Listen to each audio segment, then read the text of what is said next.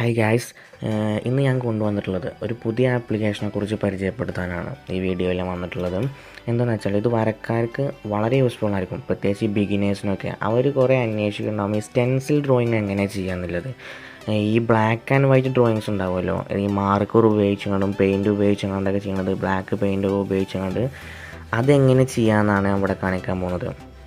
ഈ പിക്സാർട്ടും മറ്റു ആപ്ലിക്കേഷനൊക്കെ നോക്കിയിട്ടുണ്ടാകും. അതിലൊക്കെ ആണെങ്കിൽ നമ്മൾ കുറേ അതിൻ്റെ സാറ്റുറേഷനും മറ്റും കൂട്ടിയും കുറച്ചൊക്കെ ചെയ്യേണ്ടി വരും. പക്ഷേ ഇതിലാകുമ്പോൾ ഈ ആപ്ലിക്കേഷനാകുമ്പോൾ വളരെ സിമ്പിളാക്കിയിട്ട് നമുക്ക് ചെയ്തെടുക്കാൻ പറ്റും. ഇതിൽ വളരെ എളുപ്പമാണിത് ചെയ്യാൻ. മറ്റു സെറ്റിങ്സ് ഒന്നും പോകേണ്ട ആവശ്യമില്ല. ആപ്ലിക്കേഷൻ്റെ പേരാണ് Stencil. ഇതാണ് ഞാൻ കാണിച്ചു തരാം. ഇതാണ് ആപ്ലിക്കേഷൻ. ഇത് വെച്ച് നമുക്ക് സ്റ്റെൻസിൽ ഡ്രോ ചെയ്യാം. ഏത് ഫോട്ടോ ആയിക്കോട്ടെ, വളരെ സിമ്പിളാക്കിയിട്ട് ഇത് നമുക്ക് ഏത് ബിഗിനേഴ്സിനും ഒന്നും ചെയ്യാൻ അറിയാത്തവർക്ക് പോലും ഇത് പെട്ടെന്ന് ചെയ്തെടുക്കാം. ഇത് വെച്ചങ്ങാണ്ട് ഇതാണ് ഇൻസ്റ്റാൾ ചെയ്താണ്. ഇത് ഓപ്പൺ ചെയ്ത് കാണിച്ചു തരാം ഇതെങ്ങനെ ചെയ്യാവുന്നതെന്ന്. ഇത് ഇൻസ്റ്റാൾ ചെയ്തതിന് ശേഷം ഇങ്ങനെ ഒരു ഫ്രെയിം കാണും. അതിൽ നമ്മൾ ഈ പ്ലസ് ബട്ടൺ കാണാം, ഈ സെൻറ്ററിൽ കാണപ്പെടുന്ന, അല്ലെങ്കിൽ ഈ ആ കോർണറിൽ കാണപ്പെടുന്ന പ്ലസ് ബട്ടൺ നോക്കിയാൽ നമുക്ക് ഗാലറിക്കോ അല്ലെങ്കിൽ നമ്മൾ ഫയൽസ് ചോദിക്കും.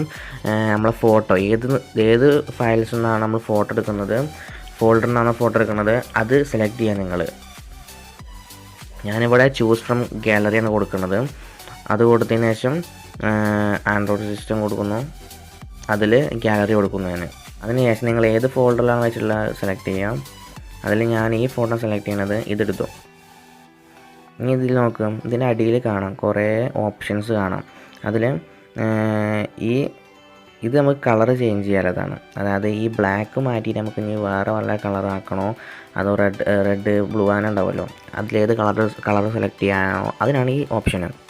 അടുത്ത ഓപ്ഷൻ എന്ന് പറയുന്നത് ക്രോപ്പിംഗ് ആണ്.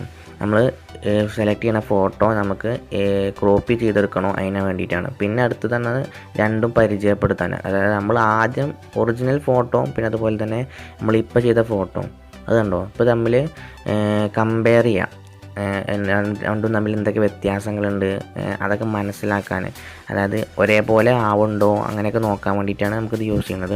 അടുത്താണ് സൂമിങ്. നമുക്ക് ഇത് നോക്കിയാൽ നമുക്ക് സെലക്ട് ചെയ്ത ഫോട്ടോ നമ്മൾ സ്റ്റെൻസിൽ രൂപത്തിലേക്ക് ആക്കിയ ഫോട്ടോ നമുക്ക് സൂം ചെയ്ത് നോക്കാം.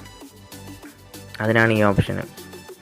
അതിനുശേഷം പിന്നെ ക്ലോസ് ചെയ്തതിന് ശേഷം നമ്മൾ പോകുന്നു, അടിയിലേക്ക് പോയിട്ട് നമ്മൾ ഈ ഓപ്ഷൻ കണ്ടോ, ഇതിൽ നമ്മൾ ഇത് കൂട്ടുകയും ചെയ്യാം കുറക്കുകയും ചെയ്യാം. ഇത് കൂട്ടുന്നിടത്തോളം നമ്മൾ ഇതിൻ്റെ ബ്ലാക്ക് ഉണ്ടാവുമല്ലോ, അത് കൂടിയും കുറഞ്ഞുകൊണ്ടിരിക്കും. ഞാനത് കൂട്ടി കാണിച്ചു തരാം. അപ്പോൾ കൂടുമ്പോൾ കണ്ടോ അതിൻ്റെ ബ്ലാക്ക് കൂടും, അതുപോലെ തന്നെ വൈറ്റ് കുറഞ്ഞ് വരികയും ചെയ്യും. നമുക്ക് ഏത് രൂപത്തിൽ നമ്മൾ സാറ്റിസ്ഫൈ ആവണോ അതിൽ നമ്മൾ നിർത്തിയിട്ട് നമുക്ക് സേവ് അടിക്കാം. ഏറ്റവും മുകളിലെ റൈറ്റ് കോർണറിൽ കാണപ്പെടുന്ന അവിടെ സേവ് അടിക്കാം. അതല്ല നിങ്ങൾക്ക് ഇതിനെ വേറൊന്ന് ഇൻവേർട്ട് ചെയ്യണം, അതായത് വൈറ്റിലോടത്ത് ബ്ലാക്കും ബ്ലാക്കിലോടത്ത് വൈറ്റും ആക്കണമെങ്കിൽ അങ്ങനെയും ചെയ്യാം. അതിന് ഈ ബട്ടൺ ഒന്ന് എനേബിൾ ചെയ്താൽ മതി. ഇപ്പോൾ ഇതെല്ലാവർക്കും മനസ്സിലായി എന്ന് കരുതുന്നു. ഇനി എന്തെങ്കിലും ഡൗട്ട് ഉണ്ടെങ്കിൽ കമൻറ്റ് ബോക്സിൽ പറഞ്ഞാൽ മതി. ഇനി നിങ്ങൾക്കിത് സാറ്റിസ്ഫൈഡ് ആണെങ്കിൽ മുകളിലത്തെ സേവ് ബട്ടണിൽ സേവ് അടിച്ചാൽ ഇത് നിങ്ങൾ ഗാലറിയിൽ സേവ് ആയിരിക്കും.